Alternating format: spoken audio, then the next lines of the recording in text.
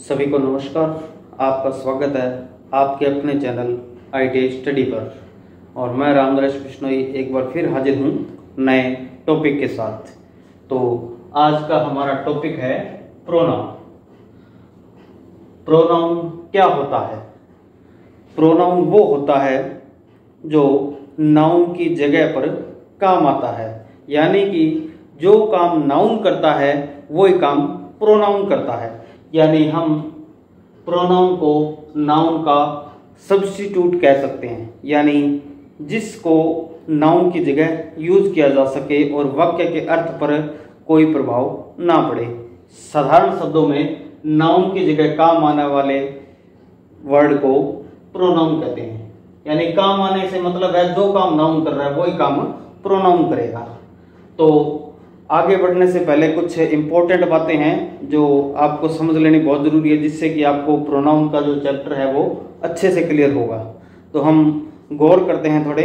आप इधर बोर्ड की ओर गौर कीजिए।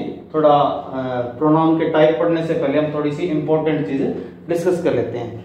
जैसे आई, वी, यू, ही, सी, दे, ये सभी वैसे तो प्रोनाउन होते हैं और प्रोनाउन के प्रकार में भी ये आते हैं। ये आपको पता होगा, ये जितने भी सब्जेक्ट की जगह हम यूज करते हैं, I, we, you, he, she, दे, तो इनके क्या होते हैं? तीन फॉर्म होती हैं। तो पहली फॉर्म तो ये खुद होता है, जैसे सब्जेक्टिव। इनकी तीन फॉर्म होती है, subjective form, possessive form, objective form. Subjective में तो ये आते हैं I, we, you, he, she, they. Possessive का मतलब होता है, एक तरह से पजेसिव शब्द का मतलब होता है कि संबंध, जो संबंध दिखाए। तो इन प्रोनाउन की पजेसिव फॉर्म होती है ये, जैसे आई का माई, वी का आवर, यू का योर, ही का हिज, सी का हर, दे का देयर। और तीसरी इनकी फॉर्म होती है ऑब्जेक्टिव, यानी जो ऑब्जेक्ट की जगह पे काम आता है। जैसे आई का मी, वी का अस, यू का यू, ही का हिम, सी का हर, दे का देम।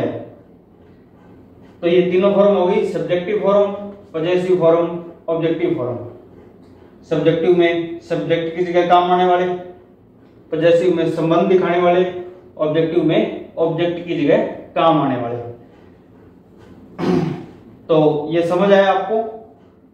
सब्जेक्टिव फॉर्म में तो आगे I, we, you, he, she, they. Possessive form में my, our, your, his, her, their. आप गौर करोगे ये शब्द जहां भी होते हैं वो किसी नाउन या किसी वस्तु से अपना संबंध दिखाते हैं।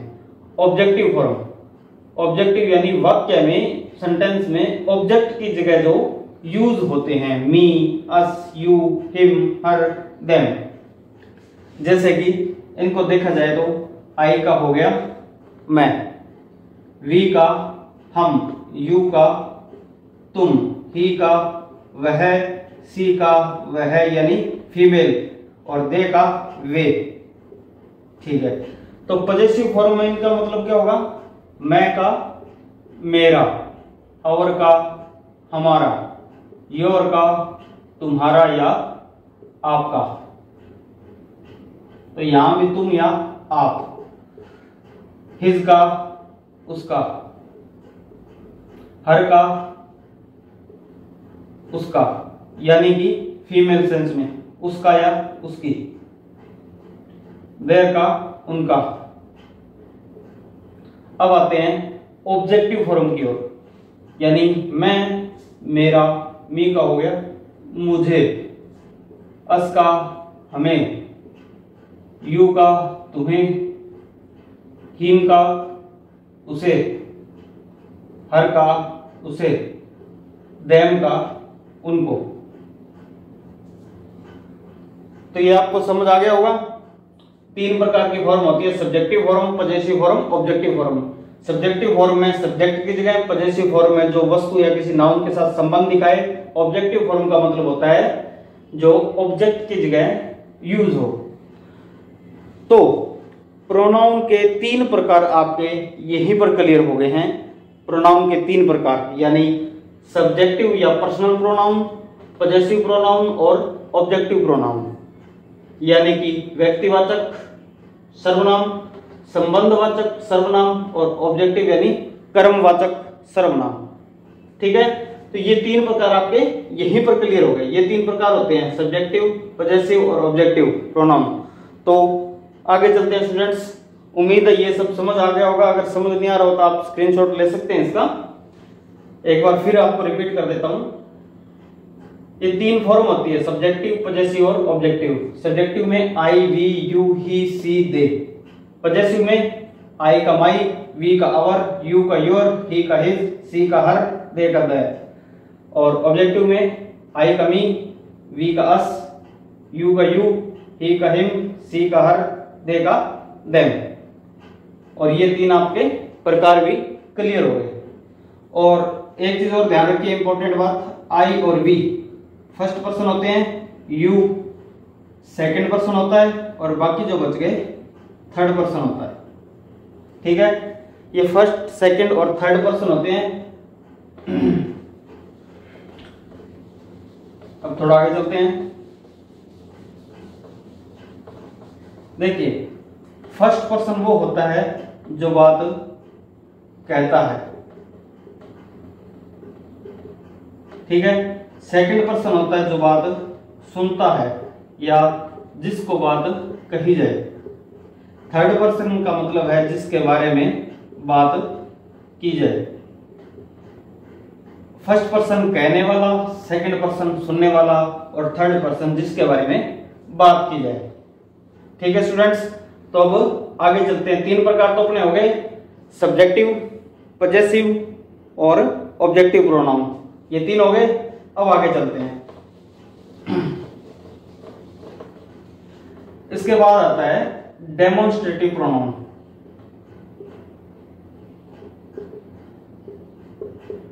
डेमोन्स्ट्रेटिव प्रोनाउन का मतलब होता है संकेतवाचक। इसके अंदर क्या होते हैं, चार वर्ड होते हैं, दिस, दैट, दीज और दोज।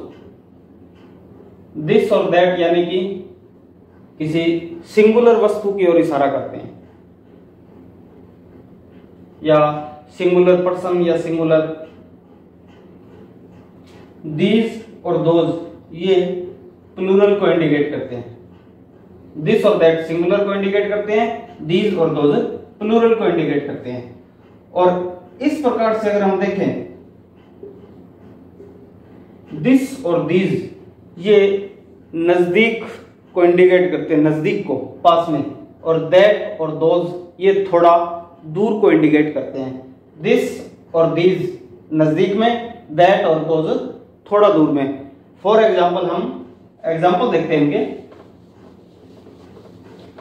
जैसे this is my book, that is my pen. यानी कि बुक है वो नजदीक है, पेन है वो थोड़ा दूर है। दिस इज माई बुक यानी ये मेरी किताब है। दैट इज माई पेन यानी कि वो मेरा पेन है। तो दिस और दैट की जगह ये अगर हम दीज और दोज कर दें, ये एग्जाम्पल है समझने के लिए, आपको इससे आसानी से समझ आ जाएगा। दीज और दोज यानी कि प्लूरल हैं, तो यहां पे हम क्या लगा देते हैं, आर। ठीक है, these are my books, these are, sorry यहां पे हम करते हैं those, those are my pens. वो ये मेरी किताबें हैं, वो मेरे पेन हैं। यानी कि दोज आर माई पेन्स ये संख्या में प्लूरल हैं और थोड़ा दूर हैं। दीज आर माई बुक्स यानी कि ये नजदीक हैं और प्लूरल हैं। तो ये होता है डेमोन्स्ट्रेटिव प्रोनाउन यानी कि संकेतवाचक सर्वनाम। ठीक है, demonstrative pronoun this, that, these और दोज। दिस और दैट जो होते हैं वो सिंगुलर के लिए, दीज और दोज प्लूरल के लिए। और दूसरी कैटेगरी में देखा जाए तो दिस और दीज पास की मतलब नज़दीक का कोई ऑब्जेक्ट दर्शाते हैं, और दैट और दोज ये थोड़ा दूरी दर्शाते हैं। समझ आ गया? अब आगे चलते हैं।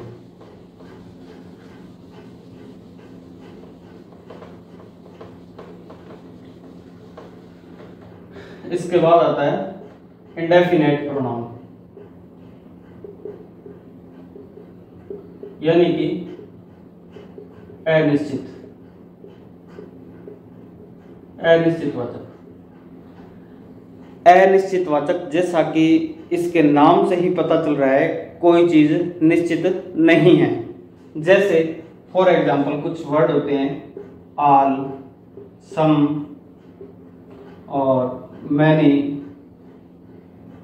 इनमें हम पता नहीं लगा सकते हैं कि एक्चुअल में संख्या कितनी है। ऑल सभी, सम कुछ, मैनी बहुत, तो इनमें क्या है पता नहीं लगता है एक्चुअल में संख्या कितनी है। तो उनकी जगह इन शब्दों का हम यूज करते हैं। तो ये कौन से प्रोनाउन कहलाते हैं? Indefinite pronoun. जैसे फॉर एग्जांपल देखते हैं, some boys are playing. Some boys are playing, यहां पे जो सम है इसका मतलब है कुछ। तो कुछ का कोई मतलब नहीं है कितना है, अनिश्चित है। तो ये कौन सा प्रोनाउन होता है? Indefinite pronoun. ठीक है, तो ये अपने हो गए 5 प्रकार के प्रोनाउन तक। कौन कौन से? Subjective pronoun, possessive pronoun, objective pronoun, demonstrative pronoun और इंडेफिनेट प्रोनाउन। अभी इसके बाद 3 प्रकार और बचते हैं, 3-4 प्रकार और बचते हैं। तो वो जो प्रोनाउन है वो अब हम अगली वीडियो में डिस्कस करेंगे। तो आज के लिए बस इतना ही। ये अपने 5 प्रोनाउन हो गए। कुछ जो बाकी बच गए हैं प्रोनाउन वो हम अगली वीडियो में डिस्कस करेंगे। तब तक के लिए आप हमारा चैनल देखते रहिए, अपने दोस्तों के साथ इसको शेयर कीजिए, हमारे चैनल IT स्टडी को, और लाइक कीजिए, कमेंट कीजिए और इस वीडियो का लाभ उठाइए। जय हिंद, जय भारत।